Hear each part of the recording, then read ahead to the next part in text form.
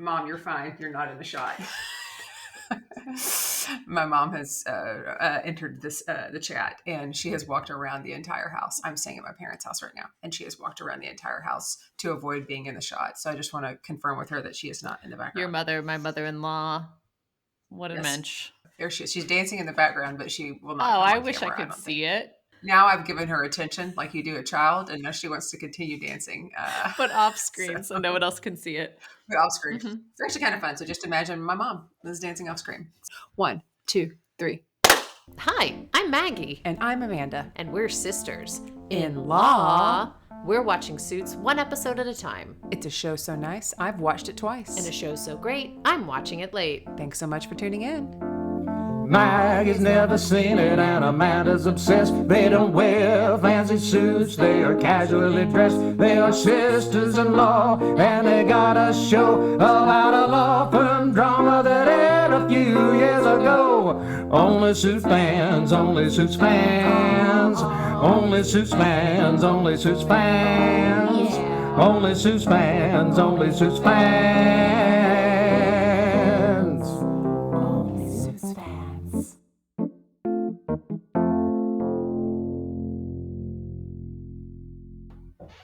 So great to see you here on a Saturday morning. We are live on a Saturday. Live on a Saturday. What's up? What's up, Saturday? We're live. Some people watch Saturday morning cartoons. Ooh. Some people tune into others watch Only Suits Fans YouTube live stream. We have a very special episode. This is always our favorite episode. My favorite. And it's the last time for us to do it for this. Yes. Again, you know? We've done the whole series now. And so it's our final briefie, our final boxer, our final bloopers for Suits, and our final predictions that can't be wrong because they're fanfic. If you're going to listen any further, listen through the fanfic, because the fanfic is chef's kiss, in my opinion. Fanfic, chef's kiss. Kind of rhymes. It kind of does. You want to kick us off here with Briefies? Yes. Okay. So my briefie for our final season, our final briefie, is the last episode, actually, where you start singing "It's the End of the World as We Know It," because that certainly is how it feels. Sure. But I'll be fine. Because you know that song. But I'll be fine. Be fine. I got it. Let's roll that beautiful brief footage. It's the end of the series as we know it. Yeah, it's the end of our Suits run as we know it. Yeah. Just had to start with a song. Oh, I loved it. You know, because that's what the people want. Gosh, it's the end. You know, it really feels like Carl the writer was all up in his feels and trying to get every possible storyline off the paper and on screen during our final 2 episodes. Faye finally goes from being phased to unfazed as this motley crew bands together to take her down once and for all. Lewis and Sheila tie the knot and cut the cord all in one day. Harvey and Donna hijack a wedding and flee the state, and everyone seems to be okay with it. Samantha is rehired after wandering the streets in her tweed jacket and white tee. Yeah, in my white tee.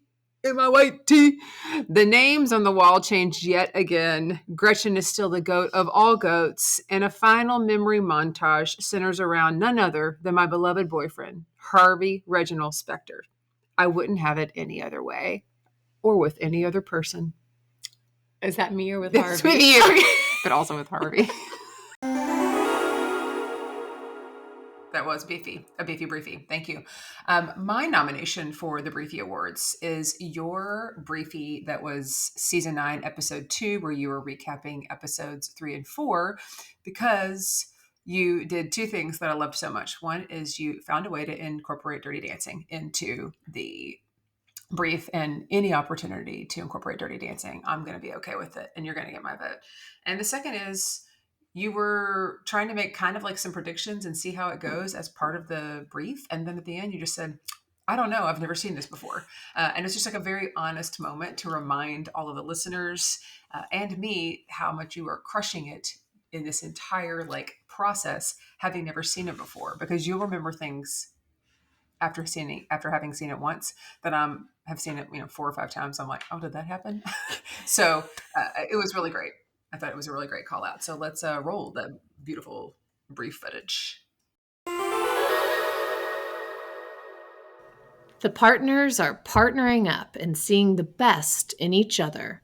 Donna and Harvey take their relationship to the next level by bringing in the parents and sharing stories from their past. Samantha and Alex are playing Catan, eating Chinese food, and putting evil construction companies' blackmail to rest once and for all. Katrina and Faye seem to be blooming into a nice little rule-following partnership, brought about in a roundabout way by Susan the associate trying to blackmail Katrina over the Brian non-affair. And Lewis is a captain without a ship, or a judgeship, until a girl's night lifts his spirits higher than the famous dance sequence in Dirty Dancing. When all the named partners band together to secure Donna's vote and Faye's respect, is it a tipping point for the firm to lean into the light and away from the shady below-the-belt deals? I don't know. I've never seen this season before.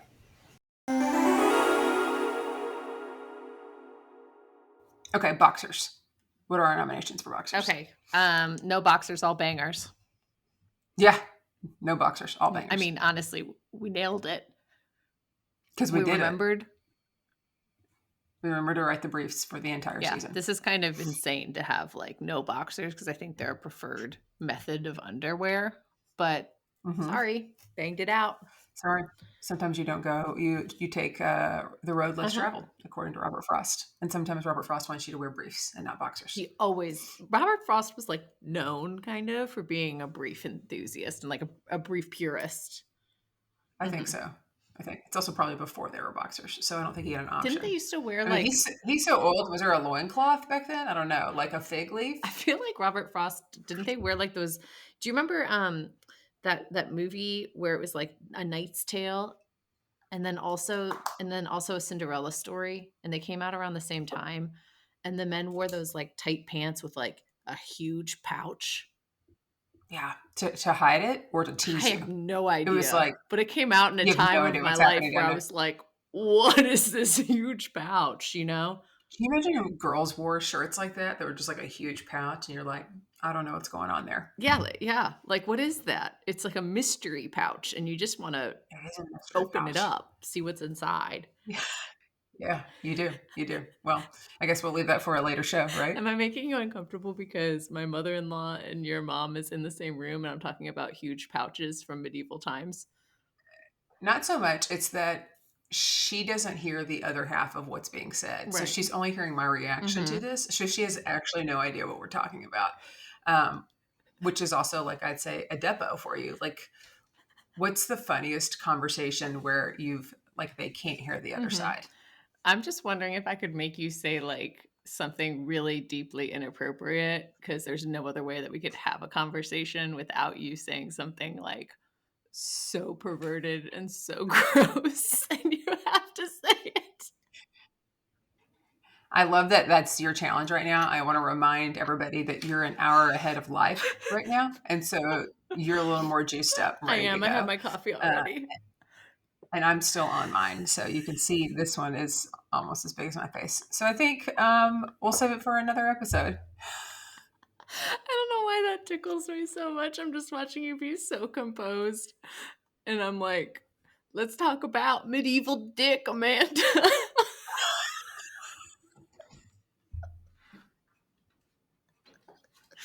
And you're just... And like, why not? We haven't done it yet.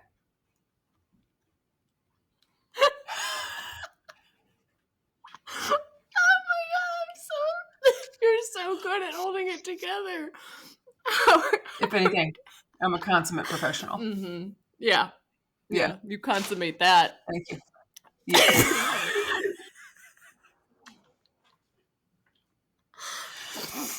All right. Well. Okay. Anyways. Woo. Those are real tears of Maggie's. She's not making herself cry. Because you're doing such a good job, Amanda. You're doing such a good job. Yeah, I'll remind you it's a journalism major, so I know how to turn it on for the camera. You're very professional. Yeah. I was not. Yeah. A journalism major. You're close, radio, television, film. And I worked for the school newspaper, but that's all behind the scenes. BTS, like this. I wrote for the newspaper, but I just reviewed restaurants because any chance to write about food, I'm in. On the dime of the school newspaper. Yep. All right, you want to give your predictions, which we're actually calling fanfic, because it's like sort of a where are they now? You've got a whole bunch of them, and then I'll do mine second. Yeah, it's fan fiction town. Okay, so just thinking about this whole series, there are some things that I'm like, not believable, right? I just cannot picture Harvey and Donna in Seattle. So I imagine they pack up their lives, they move to Seattle, they give it their best shot, but eventually they're just like, this isn't for me. Tall trees, cloudy weather without all the glitz and glam of New York. Like they lots of like hipster beer and everything. Yeah, it's not like I love Seattle. Seattle is a vibe. It's one of my favorite places in the whole country.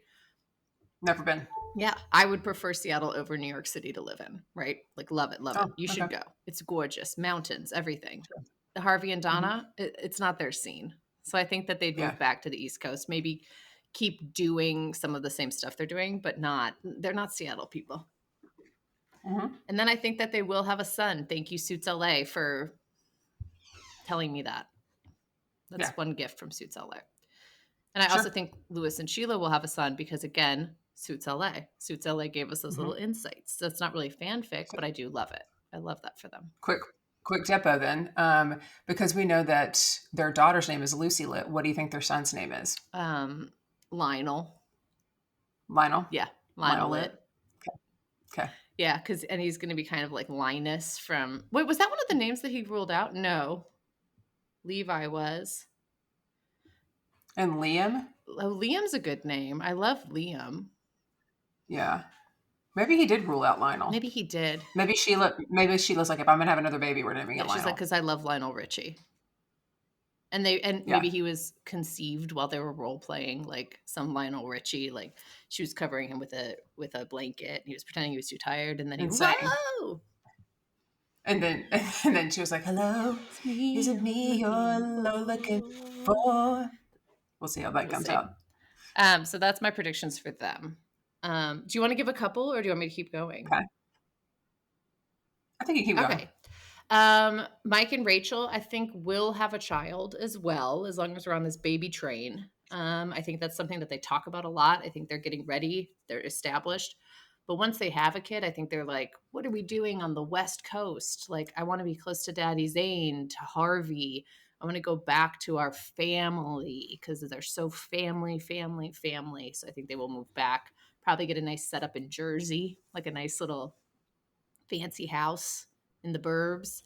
And I think that they'll continue working for the good guys, but be closer to Daddy Zane, who will babysit. He'll be their babysitter. I think that Gretchen is going to marry Alex's father-in-law, and she's going to retire. And then they're going to play Settlers of Catan. And every once in a while, they're just going to do these like family dinners. And Gretchen always wins Settlers of Catan because she's actually really, really good at it. Of course she is. Dr. Lipschitz going to start a podcast called Lip Service, where he takes listener questions and provides insight. And it turns out to be a very lucrative book deal for Dr. Stan Lipschitz. And I would buy it. I would get all the advice I could from Stan Lipschitz. Lastly, I think Jessica Pearson becomes a godmother to Harvey and Donna's child. And it realizes that she really misses New York City. And so she's going to leave Jeff Malone. She becomes a consultant. And she loves being able to travel and still be around her fam. I love this for her. This is great. Thank you. All right, here we go. You ready? This is my fanfic. All right, Sean Cahill becomes an international speaker focusing on the education of blondes versus albinos because people were confused about whether or not he was a blonde or an albino. And so this becomes kind of like his platform. It's very niche because there's not a lot of people to talk about this. And he's also a pretty good speaker. So Travis Tanner finally partners up with Harvey, and when Harvey comes back to the East Coast. The firm is called Spector and Tanner. On Harvey's card, it says Spector and Tanner, and on Tanner's card, it says Tanner and Spector, because they can't actually decide who goes first. And when people call each other, they say, Tanner, I hardly know her, or Spector, I hardly know her. And it's just very like 2017 of them, you know, like an old joke. Vivian Tanaka also joins this firm. But when she calls, they never say, Tanaka, I hardly know her, because that would be inappropriate and they actually know where to draw the line. That's true. All right, next up, Jeff Malone. Because Jessica has left him, according to you, he becomes a voiceover artist, and he sings his real name after every product that he endorses. So it's like Keurig, brought to you by Jeff Malone, and that kind of becomes like his calling card, literally. And that's how people like hire him. It's because he sings his name afterwards. Scotty makes a deal with Monopoly, and they turn the Scotty dog little figure from the game into a Scotty dog with Scotty riding it. And sales surge for Monopoly because sex sells, right? And Scotty on a dog, right? Sexy. You know, who wouldn't buy it? And then Thomas Kessler is actually here at my door knocking, at my parents' door knocking right now. So if you hear him coming, it's because he's bringing you coffee. And if you hear him coming, it's probably because he's got a huge medieval pouch. Yeah.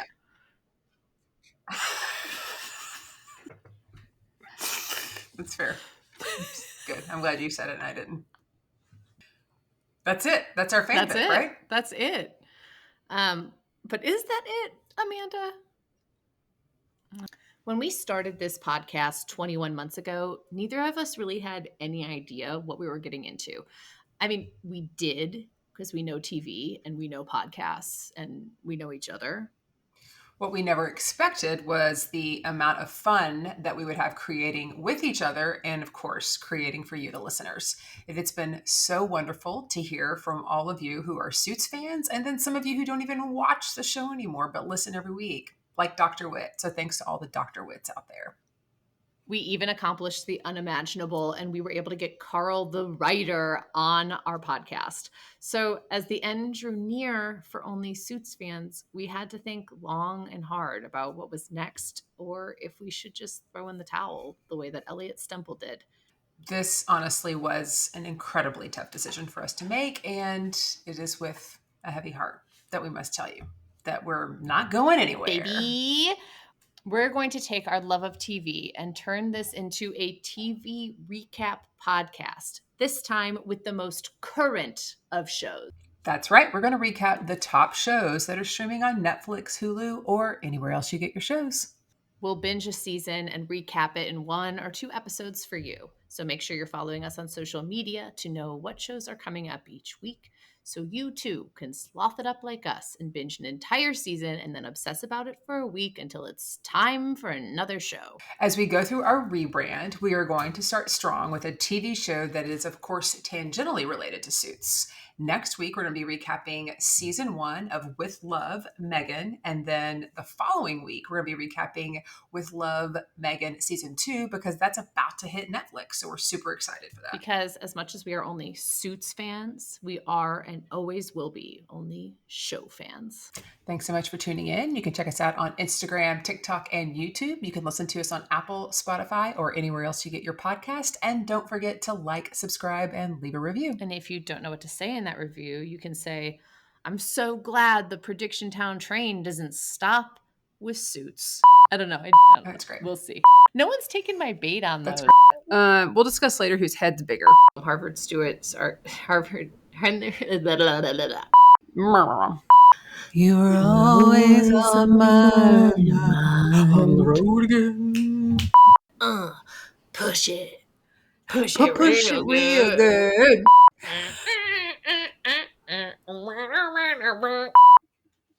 Pause a second. Hey, Dad, you can come around this way, but just not right here. Are we pause for in-law sounds? Are you recording? I'm live on YouTube and recording. Oh.